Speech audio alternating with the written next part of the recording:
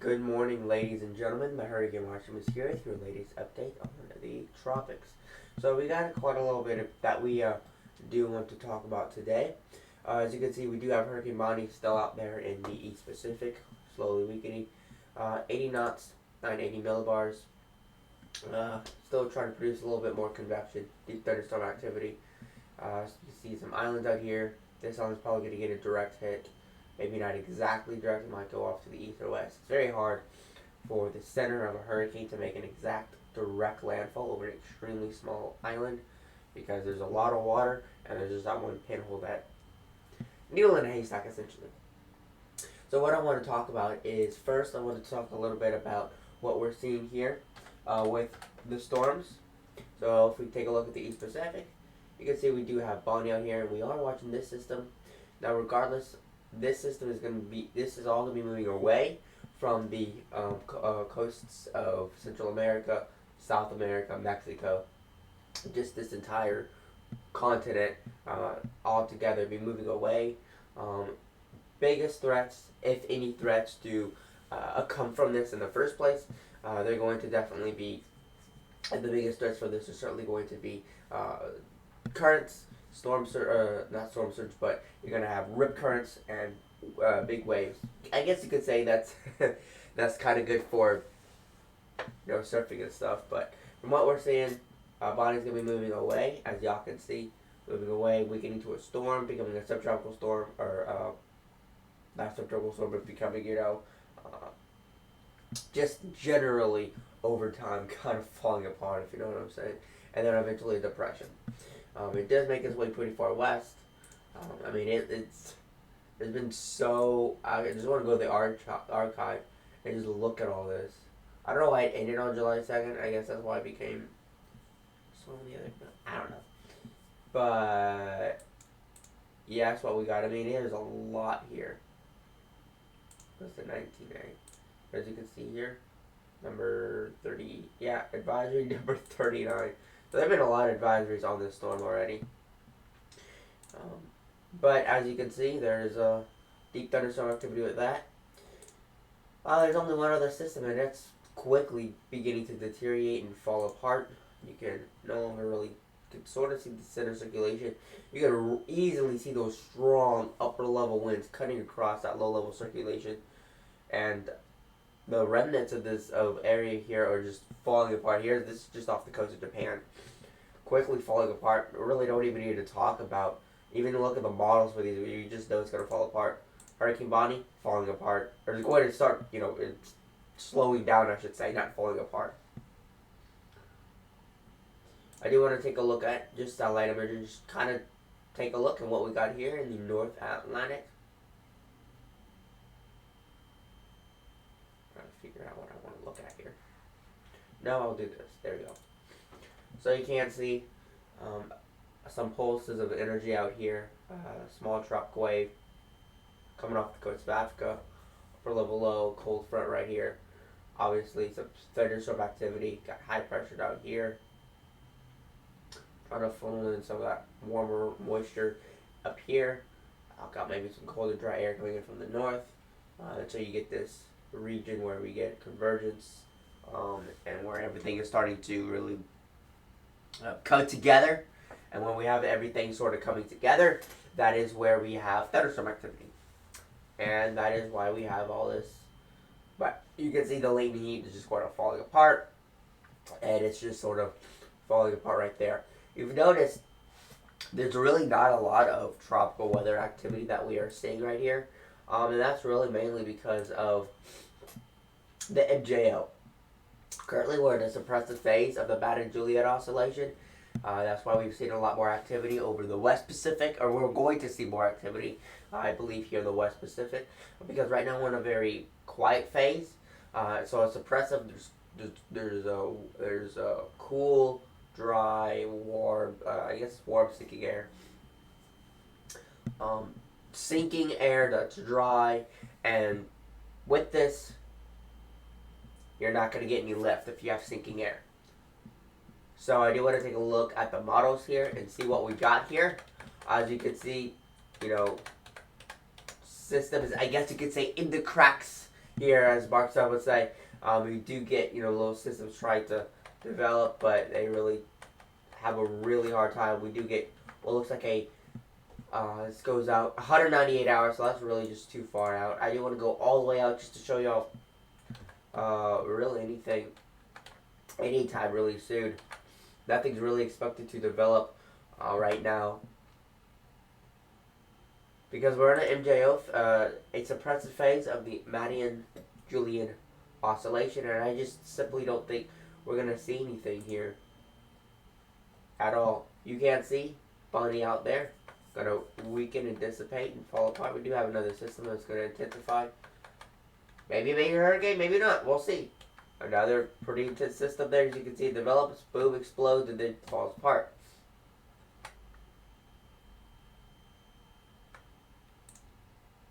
I do want to look at the West Pac, the Western Pacific, as you can see here. As you can see here, the remnants of Aere up here. It's trying to go against that high pressure. Is actually that strong. It's 1017 millibars. Air pressure at sea level is around usually 13.25 millibars, 1013.25 millibars. So it's really not that high, I don't think. But the GFS does expect another system to try to develop here and actually make landfall as possibly, which looks like a Category 2, maybe even a Category 3 hurricane. 967 millibars there, so that's relatively strong there. As you can see, as that does make landfall.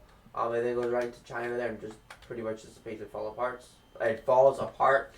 Now they're expecting this system to possibly, it is already a cluster thunderstorm. We go out just 54, you go out 54 hours, there's a cluster thunderstorm trying to consolidate a low. So,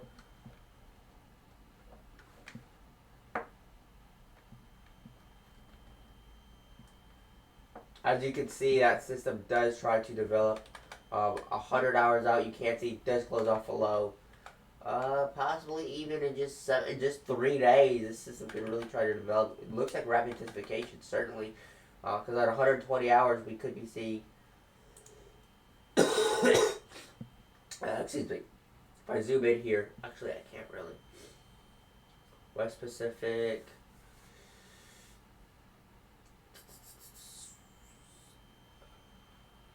Asia... This is not an option. We're just like looking like, is there actually an option? There's really not. Okay. I'll just stick with what we have right here. And it makes landfall. So, I mean, that could be something we could be watching here. Possibly. Let's just go to the Joint Typhoon Warning Center and see what we got going on here and what they're showing.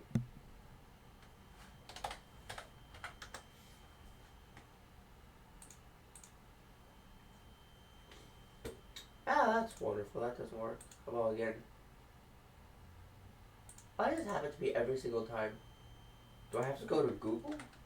Hold up. Do I have it saved? That could be a possibility. Indeed, I do have it saved. Perfect.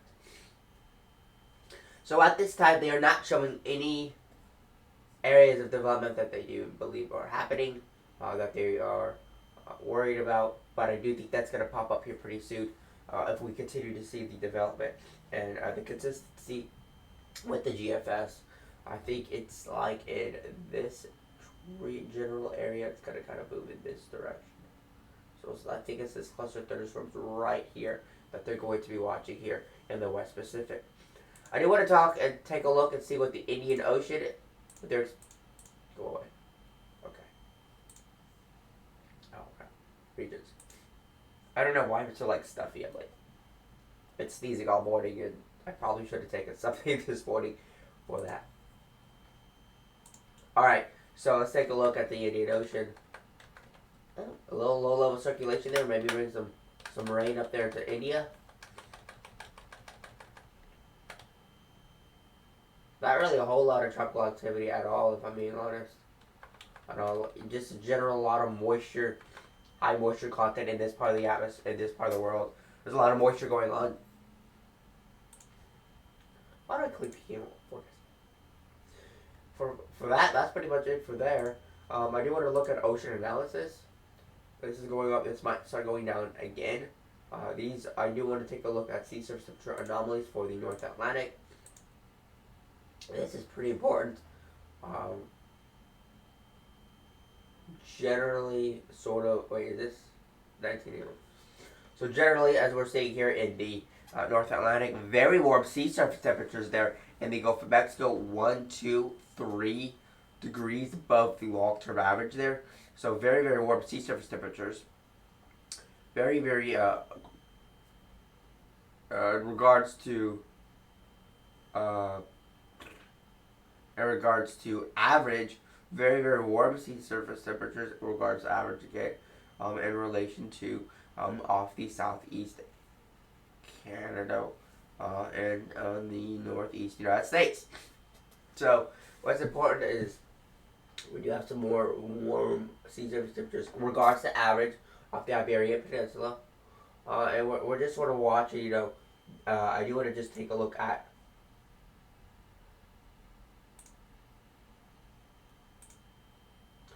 so those are in regards to average. I do want to take a look at just the North Atlantic in terms of what the actual sea surface temperatures are.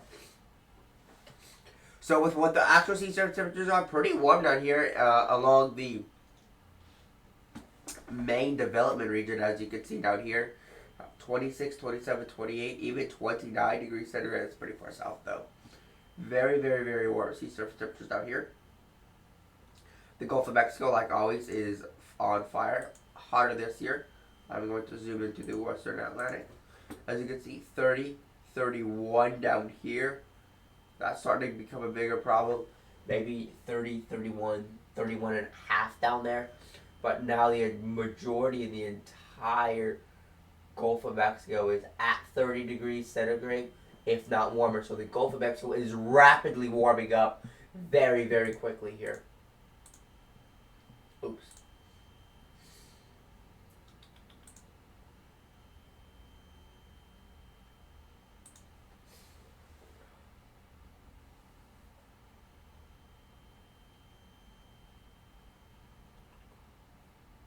Detailed water temperatures. This is also very important to see and look at. Very, very warm surging sea surface temperatures out here, but especially the Gulf of Mexico. I want to point out, especially the north central Gulf of Mexico, extremely warm. The off the coast of Florida, extremely warm. Southwest, the western portion of Cuba, very, very warm. We're still getting these winds kind of blowing in this direction because of high pressure, kind of pushing away the warm water and upwelling cooler water towards the surface. Sort of why we have this cooler water, like it's not 30 degrees centigrade down there. It's like 28, degrees centigrade. A little bit cooler waters than the rest of the Gulf of Mexico, right in this area. It's because you got the warm water being pushed away from the coast of the northern Yucatan Peninsula, and it's upwelling cooler water. So it's pushing away warm water, upwelling cooler water.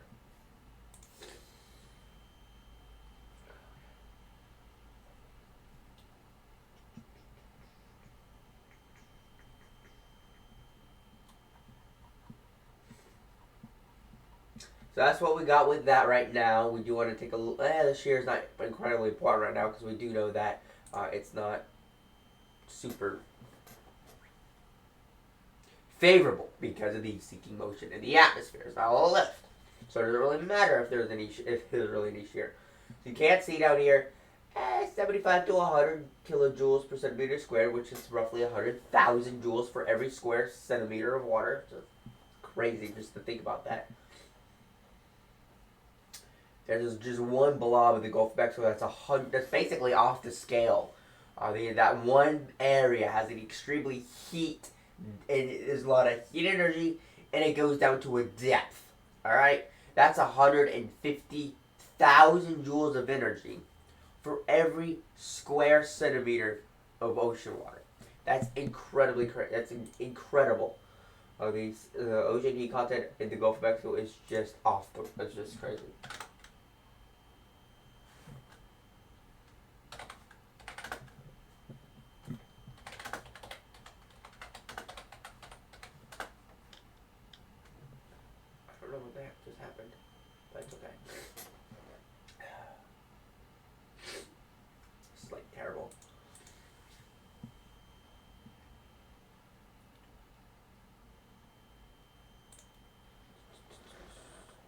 So I just want y'all to take a look at this. Look at how that's the top of the scale there. Look at that, 140, 150,000 joules per square centimeter there. Excuse me. Majority of the Gulf of Mexico, I mean, some of the Gulf of Mexico, not even 100 kilojoules, but still very, very, very warming up nicely. Right now, there's not a great depth. If we take a look at how deep this goes, not super duper deep. I mean, I would say 100, maybe 125 meters. Down here in the Caribbean, it goes to much more depth, 150, 175, maybe even as deep as 200 meters. That's like 600 feet below the surface of the ocean. It's pretty deep. Oh, that's sea height anomaly. Sea surface temperature, as you can see here, it's not much of a loop. I don't know why they say it's a loop. You can see way up here, we're saying 30, 31 degrees centigrade. 31 degrees centigrade right there.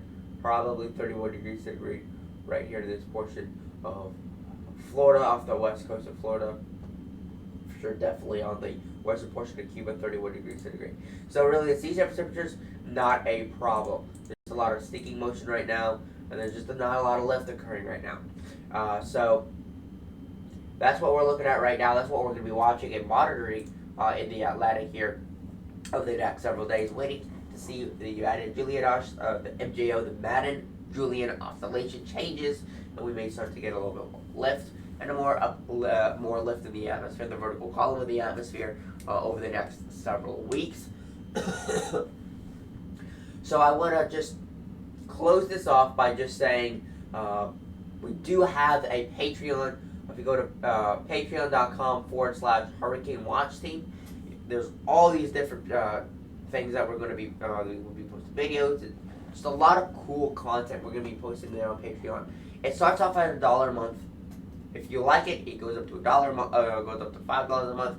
And if you still really like it, want to even support us more, it goes all the way up to $10 a month. So again, if you do enjoy that and you do want to help out, that is the best way you can help out. As always, thank you all for tuning in, and as always, I will talk to you guys tomorrow in our next tropical weather update video. Peace out.